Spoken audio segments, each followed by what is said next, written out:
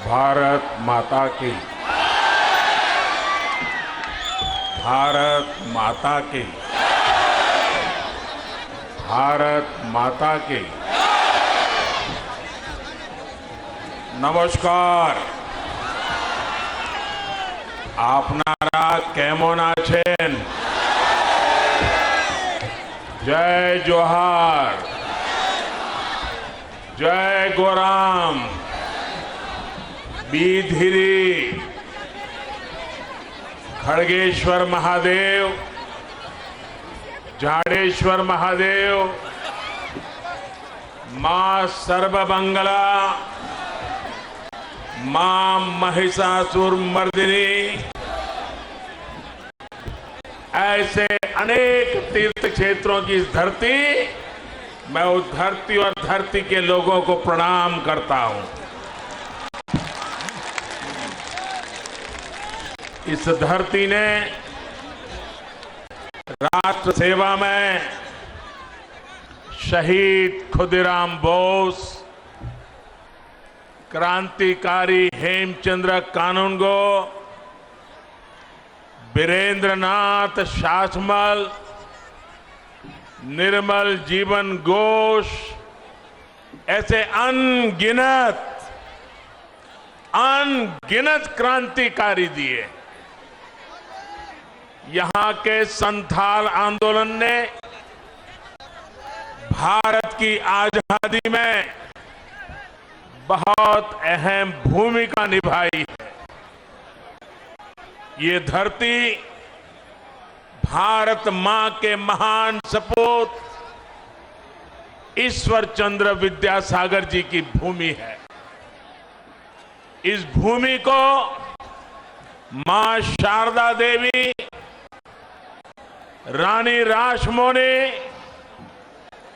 देवी चौधरानी जैसी अनगिनत विभूतियों ने धन्य किया है। कादम्बिनी गांगुली और चंद्रमुखी बासु ने यहां की विलक्षण प्रतिभा का प्रकाश बिखेरा है। इसी क्षेत्र में देश की आजादी के लिए शहीद हुई माता स्वरूपा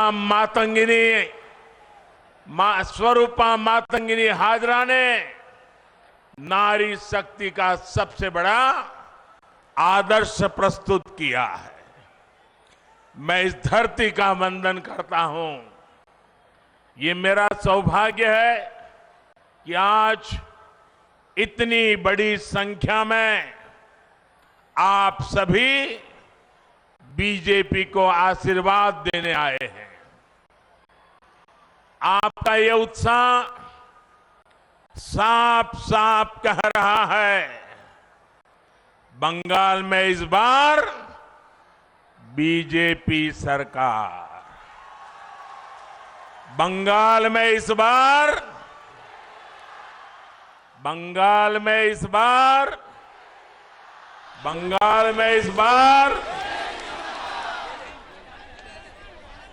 साथियों,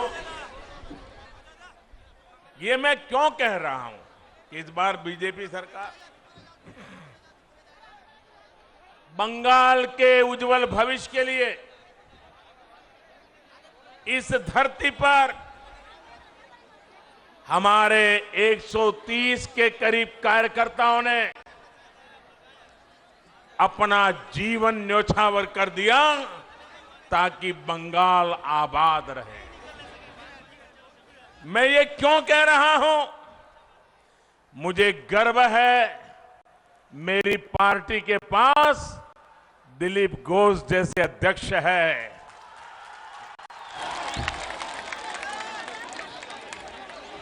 आज पार्टी को जिताने के लिए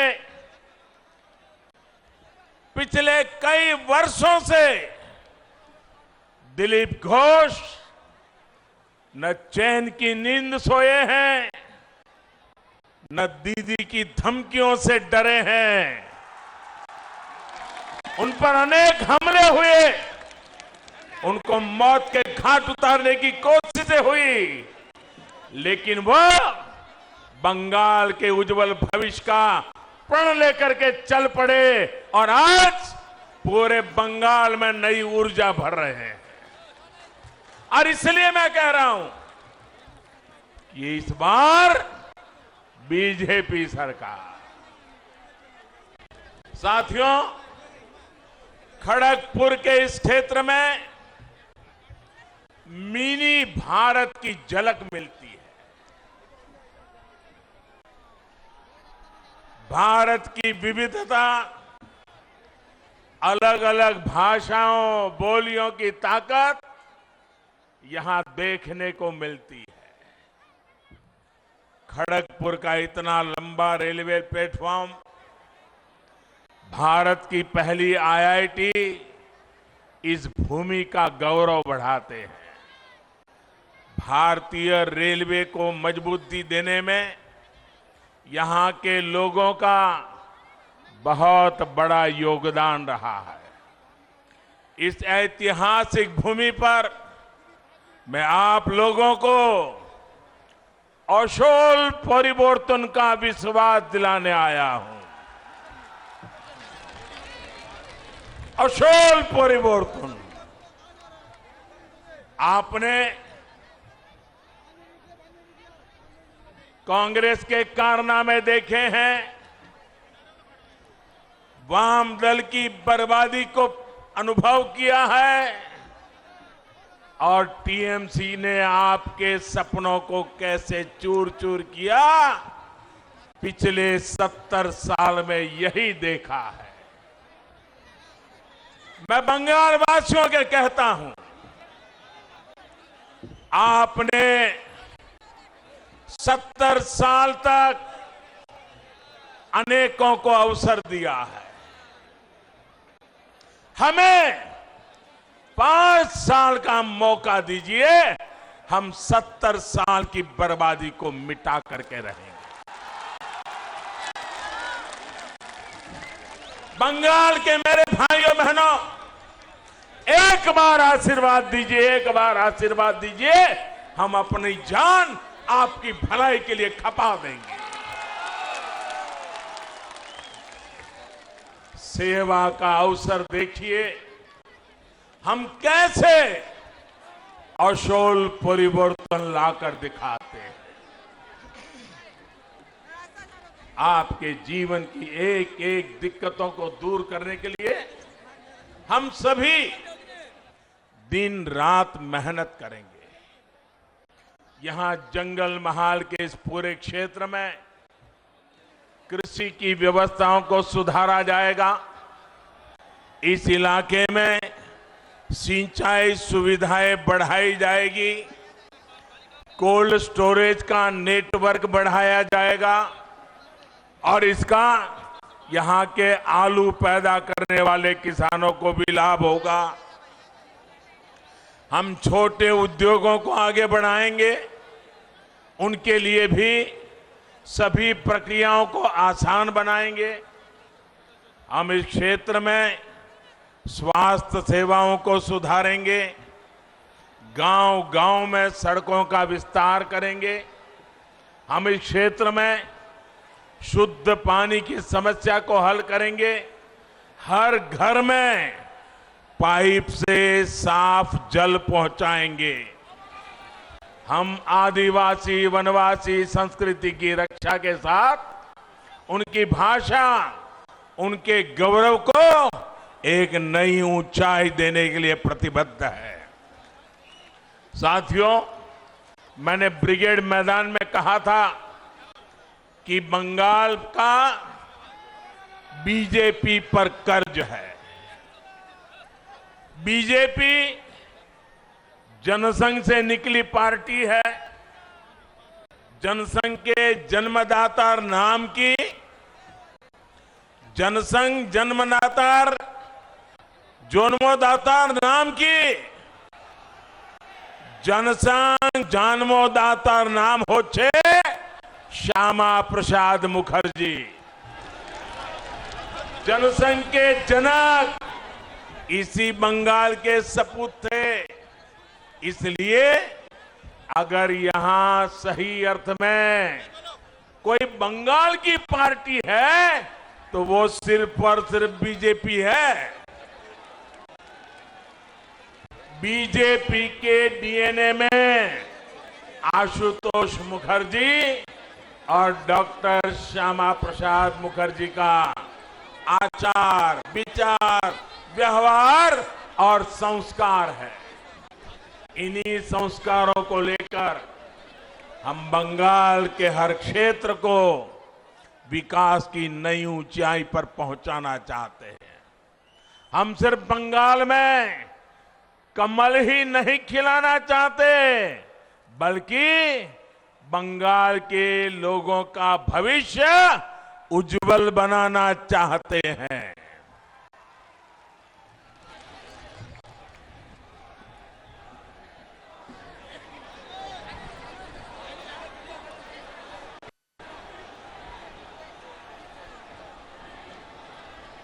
साथियों, जहां जहां राज्यों में बीजेपी सरकारें हैं, वहां केंद्र और बीजेपी की राज्य सरकार मिलकर के डबल इंजन की ताकत के साथ जनता जनार्दन की सेवा में लगे हुए हैं। आप मुझे बताइए, अगर कहीं कोई गाड़ी, कोई बस कीचड़ में या गड्ढे में फंसी हो, अगर उसको बाहर निकालना हो तो सारे पैसेंजर नीचे उतर करके एक दिशा में धक्का मारते हैं कि नहीं मारते हैं? मारते हैं कि नहीं मारते हैं? लेकिन आधे पैसेंजर आगे से पीछे की धक्का मारे और आधे पैसेंजर पीछे से आगे धक्का मारे तो कीचड़ से गाड़ी निकलेगी, गड्ढे से गाड़ी निकलेगी। सबको एक ही दिशा में करना होगा ना।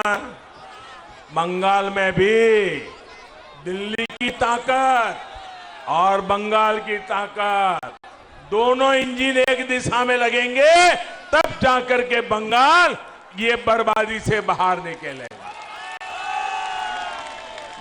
हम सबका साथ, सबका विकास और सबका विश्वास के मंत्र के साथ काम कर रहे हैं। लेकिन यहां पश्चिम बंगाल में दीदी, ये दीदी विकास की हर योजना के सामने दीवार बन करके खड़ी हो गई है। आपने दीदी पे भरोसा किया, लेकिन दीदी ने आपको दुर्नीति दी, आपके साथ विश्वासघात किया। किया कि नहीं किया? विश्वासघात किया कि नहीं किया? आपके सपनों को चूर चूर कर दिया कि नहीं कर दिया? 10 साल में बंगाल को बर्बाद किया कि नहीं किया? और अब देखो, आज दीदी 10 औंगिक और की बात कर रही है। 10 औंगिक। अरे दीदी,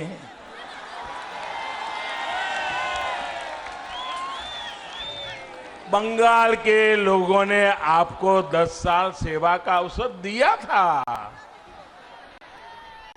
लेकिन आपने उन्हें लूट मार से भरे 10 साल दिए। आपने उन्हें 10 साल का भ्रष्टाचार दिया। आपने उन्हें 10 साल का कुशासन दिया।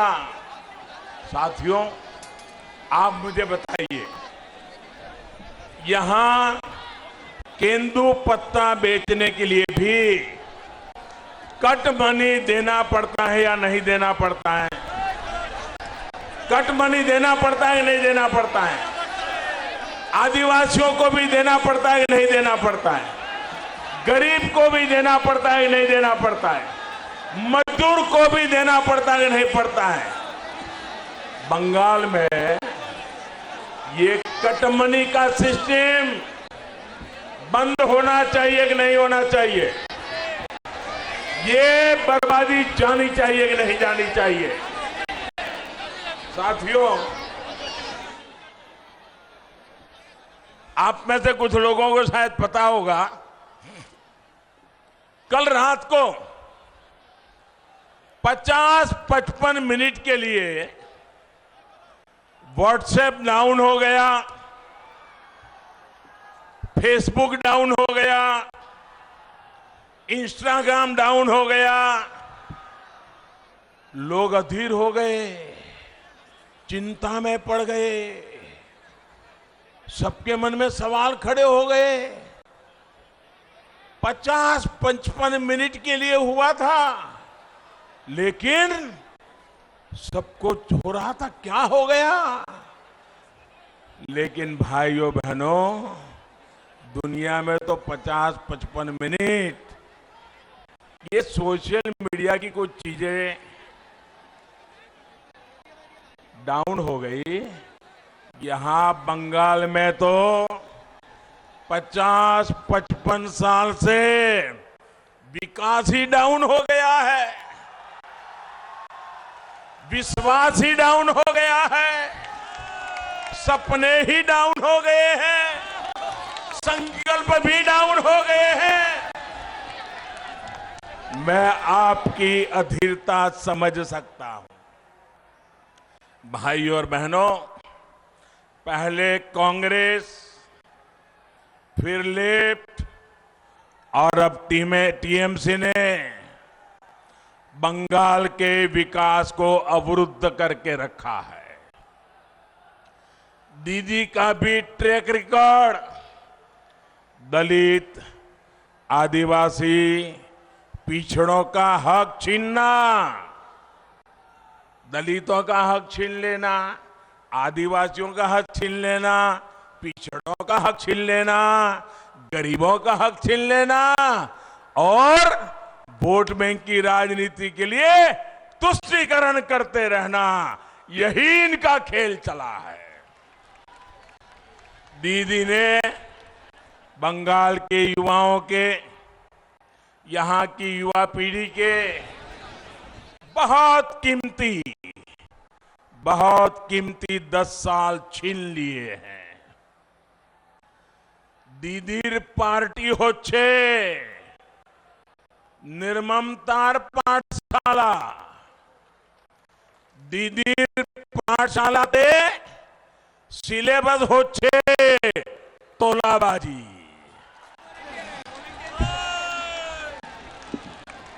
दीदीर पाठशालाते सिलेबस होच्छे कटमनी।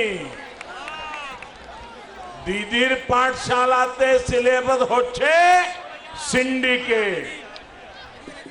दीदीर पाठशालात उत्पीड़ने ट्रेनिंग देवा होय, आराजो को तो ट्रेनिंग देवा होय।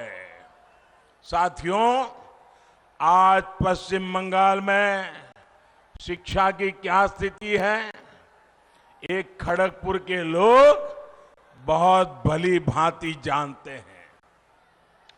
शिक्षक भर्ती के नाम पर यहां का युवा कोर्ट कचहरी के चक्कर लगाने के लिए मजबूर है। भर्तियों के लिए जो बोर्ड, जो कमीशन बनाए गए, उन्हें भी टीएमसी काडर के हवाले कर दिया गया है। बहनों और भाइयों, शिक्षा को लेकर दीदी और उनकी पार्टी की सोच का एक और उदाहरण आज मैं आपको देता हूं। हमारे देश में 3.5 दशक के बाद, यानी करीब 35 साल के बाद नई राष्ट्रीय शिक्षा नीति लाई गई है। पूरे हिंदुस्तान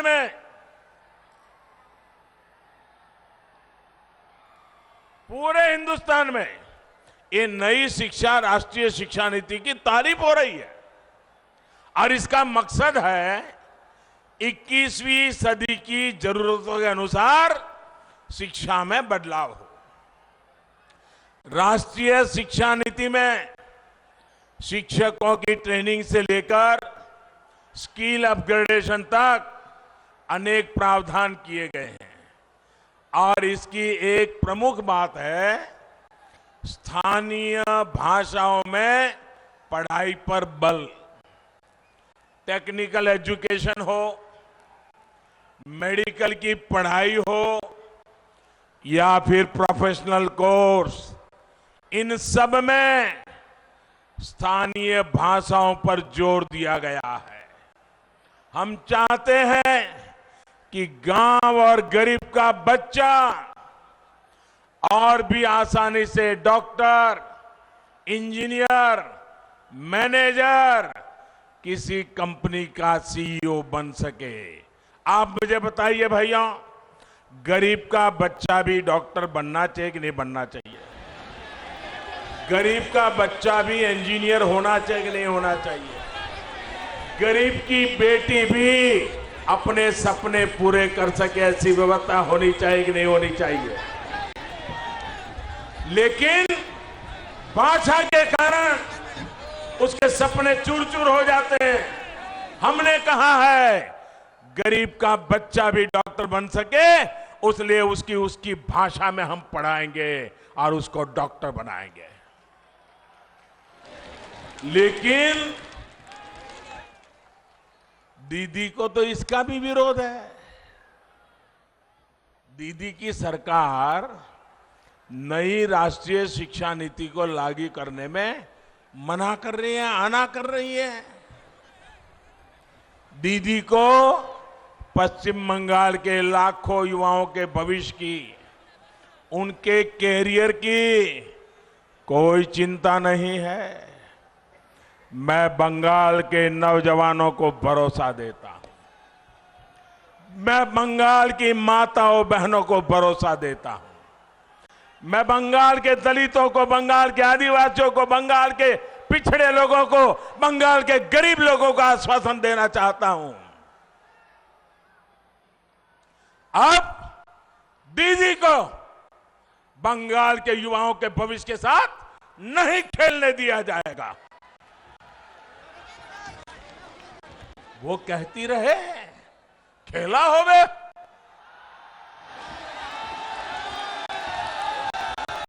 लेकिन पूरा बंगाल आज कह रहा है, ये हमारा पश्चिम बंगाल आज कह रहा है, खेला शेष होवे, विकास आरंभ होवे। साथियों, आज दीदी से पश्चिम बंगाल के लोग 10 साल का हिसाब मांग रहे हैं, लेकिन जवाब देने के बजाय दीदी उन पर अत्याचार कर रही है। आज हर बंगालवासी कह रहा है दीदी के तो बोलछी किंतु उन्हीं सुनेछन ना। अम्फान चक्रवात का हिसाब मांगो तो दीदी को गुस्सा, राशन के चावल की चोरी का जवाब मांगो तो जेल में डाल देती है, कोयला घोटाले पर जवाब मांगो तो पुलिस से डंडे मरवाती है, चाकरी पर जवाब मांगो तो घर जला दिया जाता है। साथियों,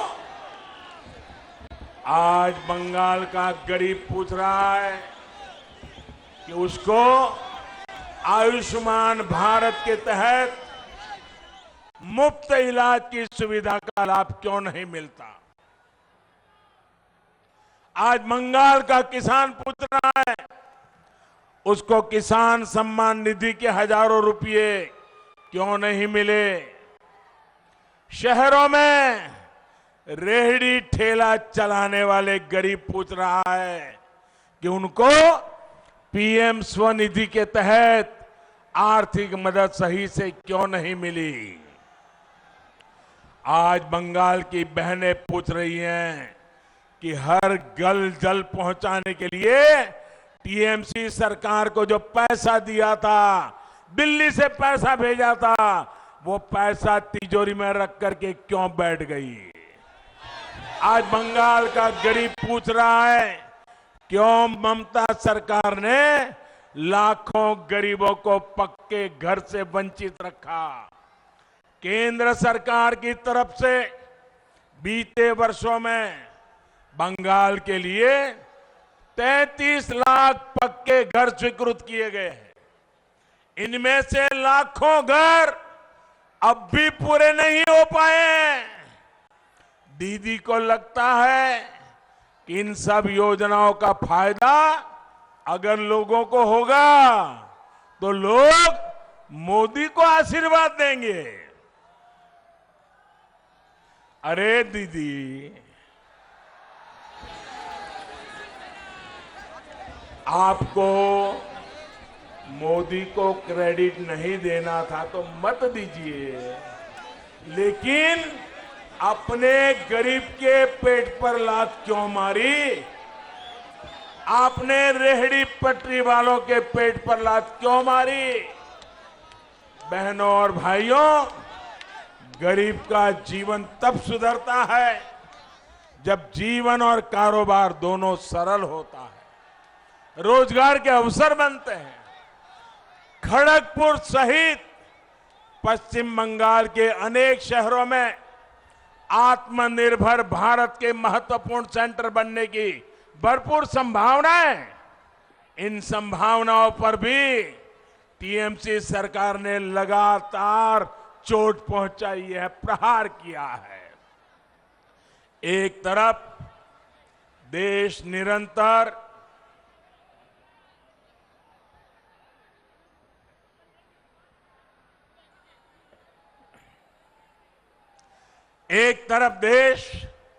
निरंतर सिंगल विंडो सिस्टम की तरफ बढ़ रहा है।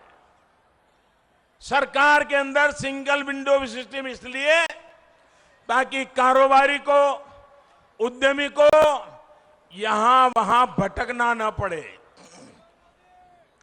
लेकिन पश्चिम बंगाल में एक अलग तरह का ही सिंगल विंडो सिस्टम बना दिया गया है। यहां एक अलग प्रकार का सिंगल विंडो है। बंगाल वालों को पता है, देशवासियों को अभी पता नहीं है इसका। ये सिंगल विंडो क्या है? बंगाल में सिंगल विंडो है वाइपो विंडो। बंगाल में कौन सा सिंगल विंडो है? बंगाल में कौन सा सिंगल विंडो है? वाइपो विंडो। बंगाल में कौन सा सिंगल विंडो है? पश्चिम बंगाल में इस विंडो से गुजरे बिना कुछ नहीं हो सकता। पिछले 10 साल में तृणमूल सरकार ने हर वो काम किया जो यहां रोजगार और स्वरोजगार के अवसरों को खत्म करने वाला था, रोकने वाला था। तृणमूल के वसूली गिरोहों, सिंडिकेट के कारण अनेक पुराने उद्योग बंद हो गए। यहां सिर्फ एक ही उद्योग चलने दिया गया है। कौन सा उद्योग? माफिया उद्योग। कौन सा उद्योग? कौन सा उद्योग? माफिया उद्योग। सुवर्ण रेखा नदी पर और कसवती नदी में अवैध खनन के तार कहां से जुड़े हैं, ये यहां का बच्चा बच्चा जानता है। बंगाल में बीजेपी सरकार आने के बाद इन सभी पर सख्त कार्रवाई होगी, कानून का राज स्थापित किया जाएगा। साथियों, बाबा साहब आंबेडकर के बनाए संविधान ने प्रत्येक भारतीय को वोट की आजादी दी है।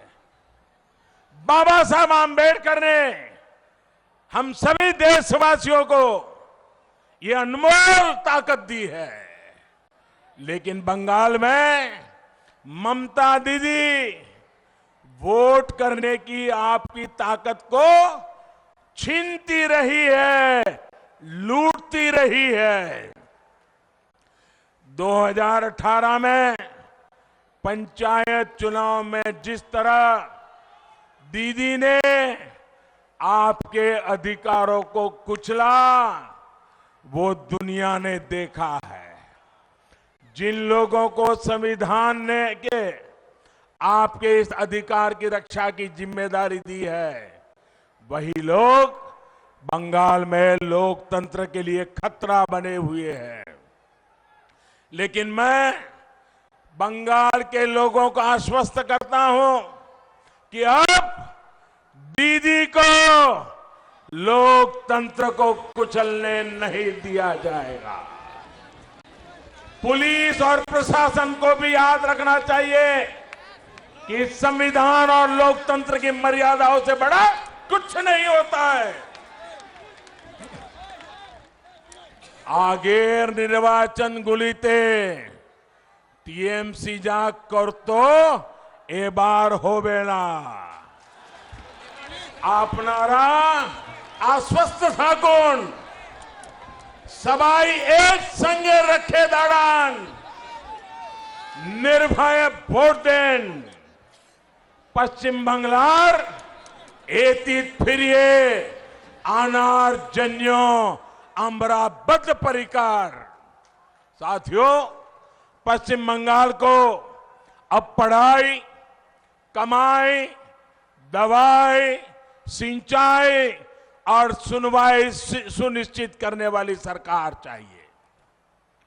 भाजपा की डबल इंजन सरकार चाहिए। केंद्र सरकार के प्रयास पूरी तरह से तभी जमीन पर उतर पाएंगे जब यहां भी भाजपा की सरकार बनेगी।